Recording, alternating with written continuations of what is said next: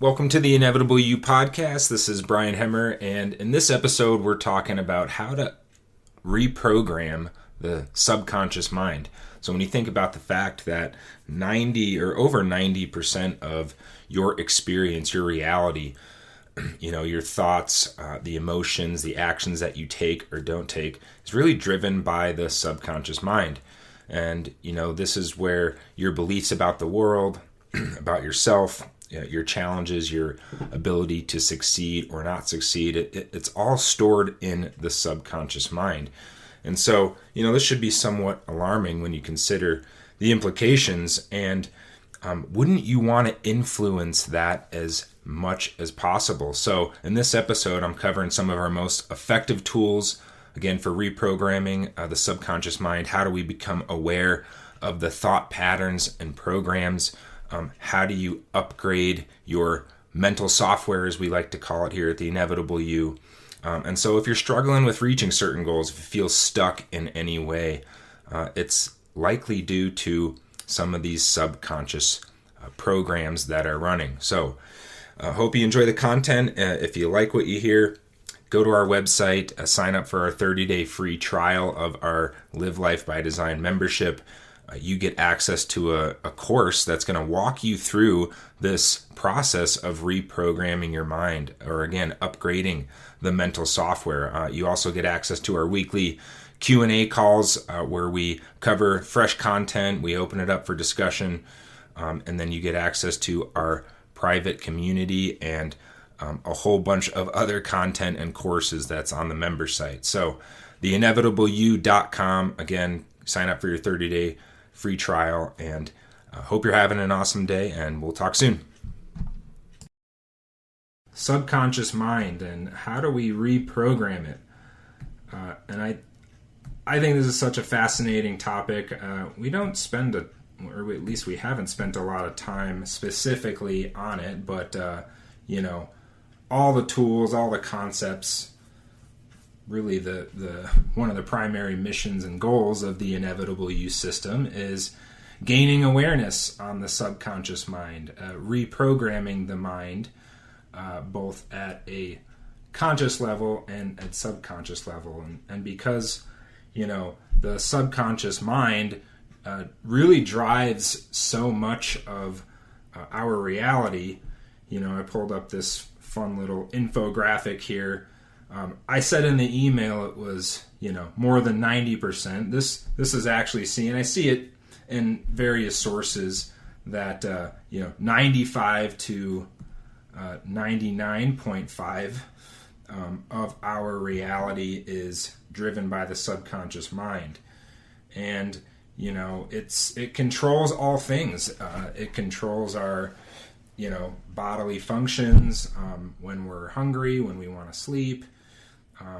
Even our very thoughts that appear are mostly driven from a less conscious place. All this information that we are absorbing, many billions, trillions of bits of information a second. And how I like to kind of typically explain that is asking, do you feel your big toe right now? And because I asked you the question, yeah, you can feel it, you can wiggle it now, but a second ago, you weren't conscious of it, you weren't aware of it. It's only until you bring that awareness to it, now it becomes conscious. So, the conscious mind being all the things that we are aware of. And I also like this little fun meme or infographic.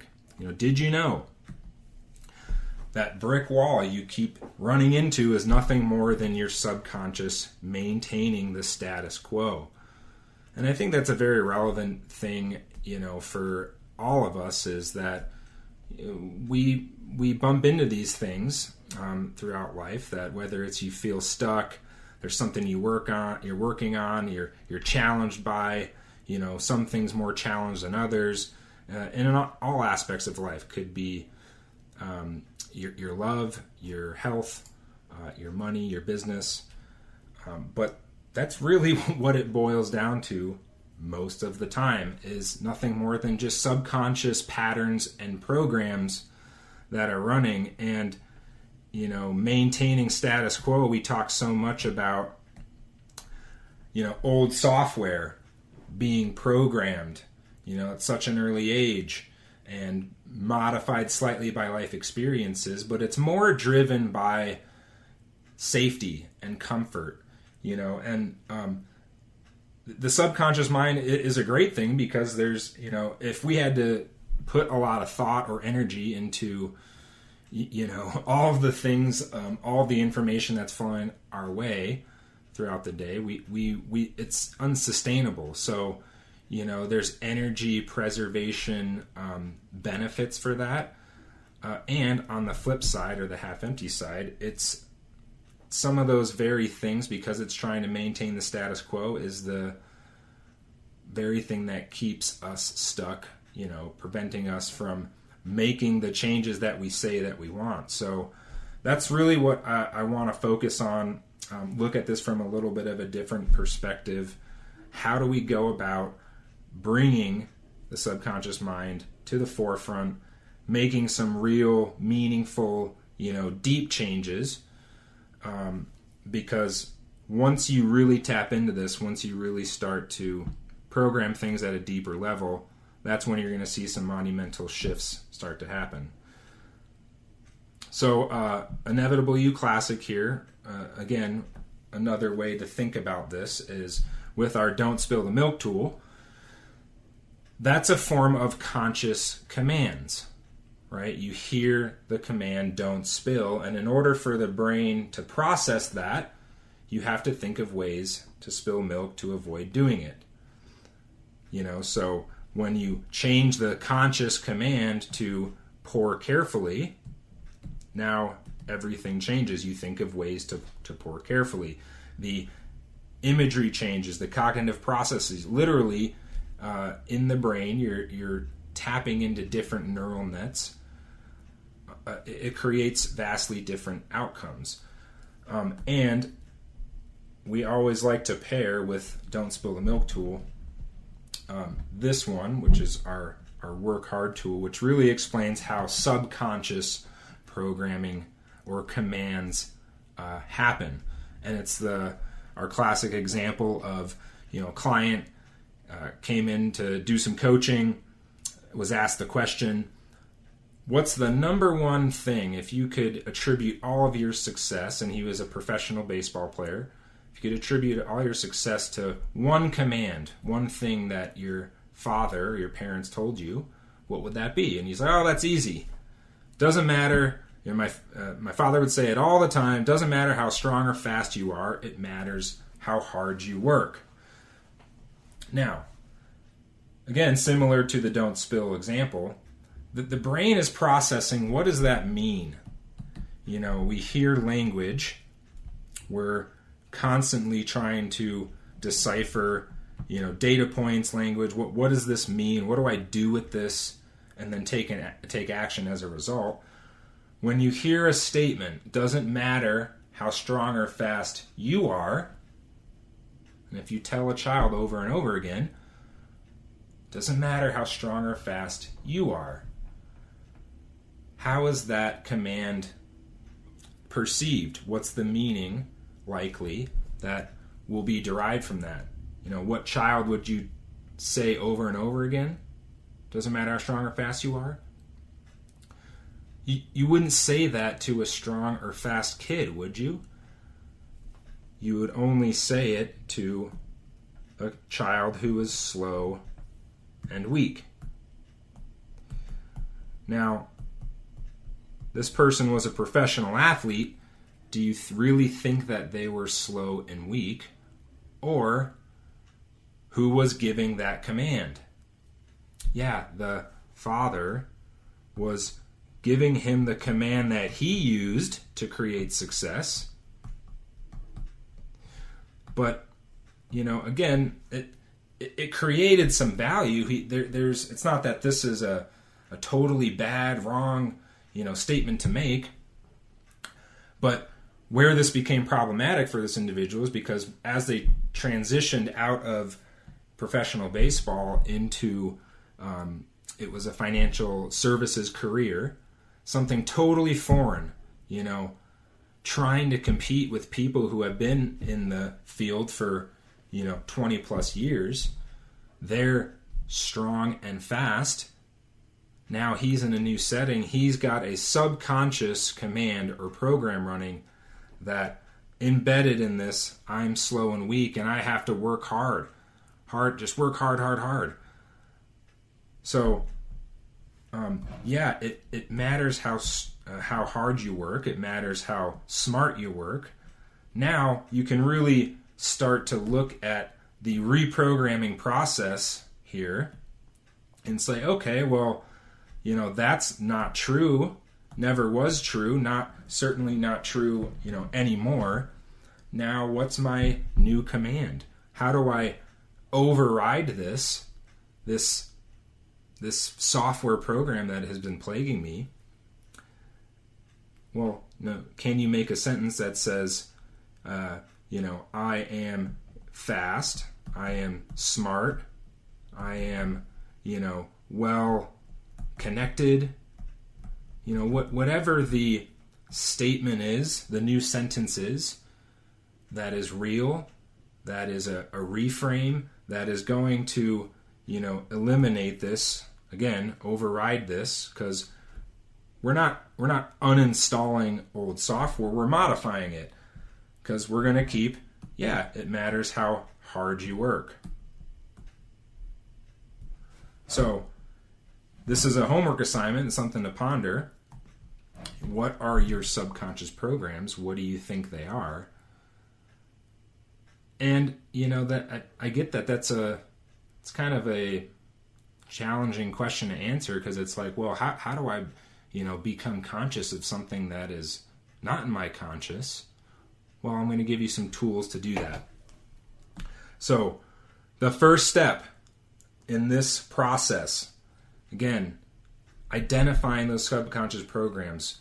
What's predominantly driving my reality? Well, you have to gain awareness first. This is done through the model of the world document. Capturing everything in your existing model of the world or existing mental software. What are your beliefs that you're aware of? Personal, empowering, disempowering beliefs. What are the top 5 family sayings? Where this came out of. This was a family saying. And it's something that you may currently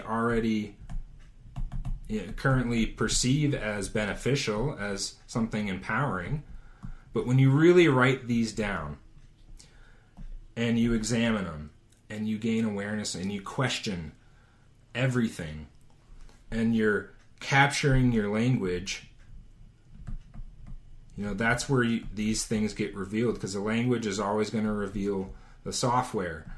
And you'll see I also wrote journaling. We say it time and time again, using a great journaling practice, daily or near daily, looking at the sentences.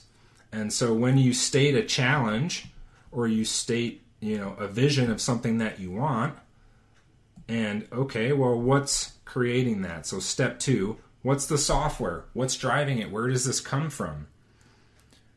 And you look at this process of, okay, well, I have my history. I have these data points. And I was creating meanings out of all these data points and for who I am today. What I believe about myself, what I believe about the world. You're creating some form of predictability, as we've talked in other calls before.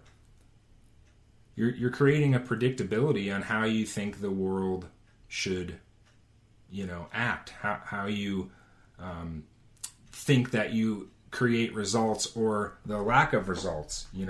So you look at the data points. You can see a connection. Okay, well, I know based on this thing that happened at this age, and because of that, here is what I thought it meant. Here's what the resulting belief I had, and whether it's something was broken and I am slower and weaker as a result. I limp because of that break.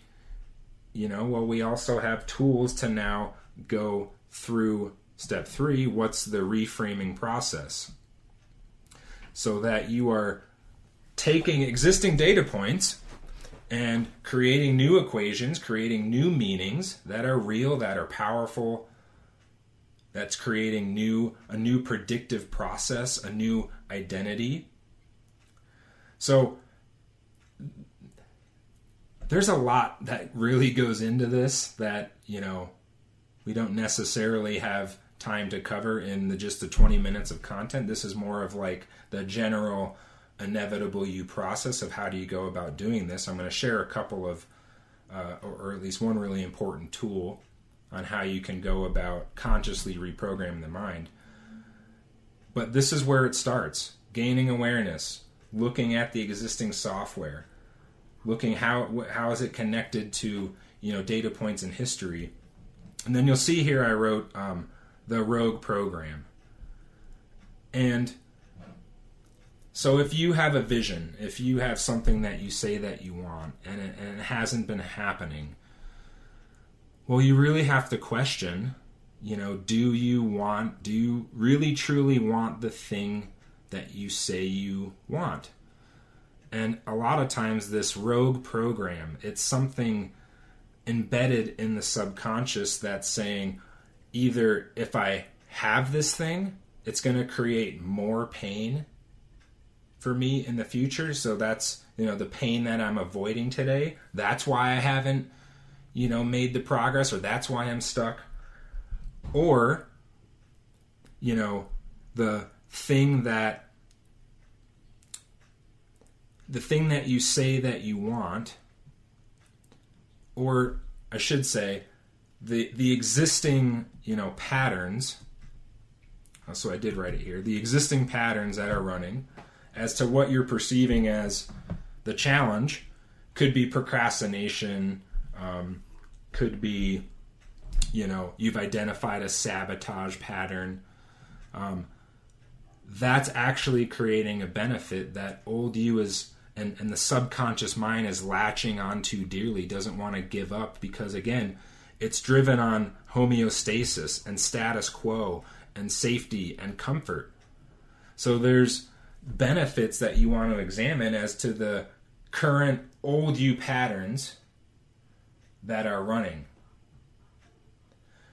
And a lot of those are going to really exist in the subconscious mind, because most people aren't really paying attention to that. They don't even know to look for that. They haven't even thought about, wow, this strategy I'm using, this old you habit that I'm fed up with, that I don't like, that I want to overcome, is actually creating value for me. Just it's not what's going to get me to the place that I say that I want. So again, a more sophisticated or complex tool that we could certainly explore some more. It's on the website. You can go find it on the members site if you want to learn more about it. There's a worksheet that you can go through if you want to identify, well, what could be a rogue program for me. But step 2, know what the software is, know what's driving the existing reality. Now, and before I really cover step 3, honestly, you could completely eliminate step 2 here. You don't even have to know why or where a piece of software came from. There's certainly value in it, and you may find some, hidden power from going through a reframe process, for instance, on an old data point that is creating a limp, that is creating a weakness, because you're going to find that it's your greatest strength now. So there's value there, but really you don't even have to go through that step, because it's really about the new sentence that is the most important. What's the new habitual sentence, the new belief that's going to be wired on top of the old? And it has to be real. This is not fake it till you make it. This is not about saying I'm a millionaire, I'm a millionaire, I'm a millionaire. Or, I'm the CEO of my company, or I have a Lamborghini in my garage, or whatever the goal is. It has to be a real sentence.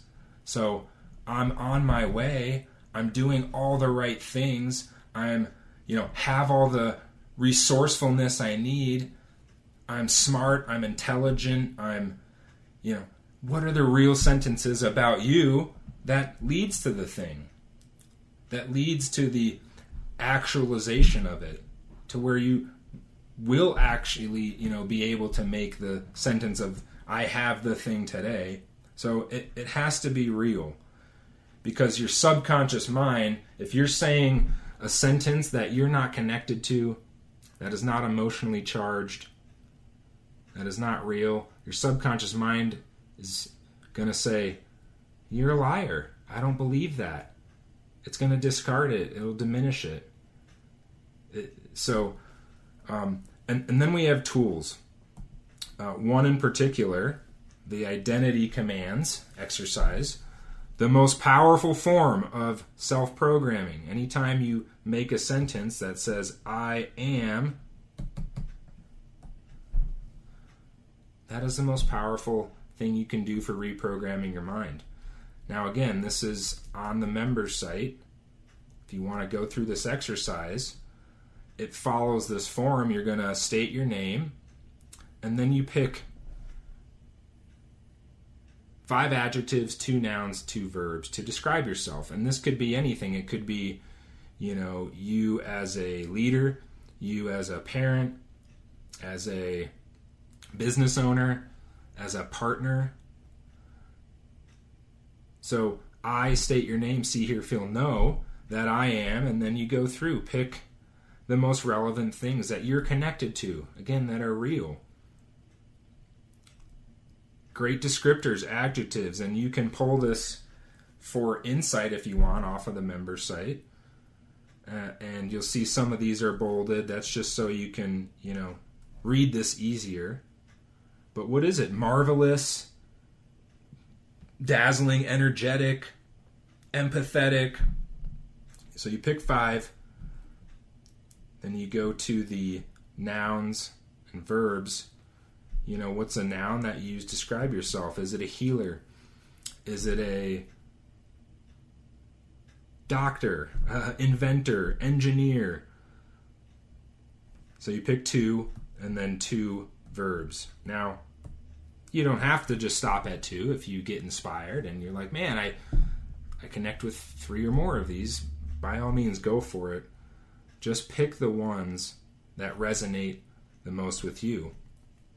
So you're creating a new belief, you're creating a new sentence, and then it's this process of repetition and intensity. The only 2 ways that we change, the only 2 ways that you're going to reprogram the mind. You have to do it over and over again, just like a groove in a record. Well, creating a new groove, creating new neural net connections. And intensity, this is done with emotion. So high emotional intensity. Finding the goosebumps. Finding what, again, resonates best with you. And, for instance, we have the I have a dream speech that does that. You say an I have a dream speech multiple times a day. That's taking care of this step. Then, do you have accountability? Whether it's with a business partner, whether you have a great group to support you, whether it's your spouse. Have you made the commitment to them of what you're intending on creating? Do you have personal accountability? Are you measuring it? Just like any business, through daily, weekly, monthly, quarterly check-ins, reviews with your journal, not just writing the sentence on a piece of paper and then tucking it away, and then you 2 weeks later, oh yeah, I remember I wrote this. This is really great. No, it's a repetition process. And then just like we sort of covered last time, in-flight correcting, is it working?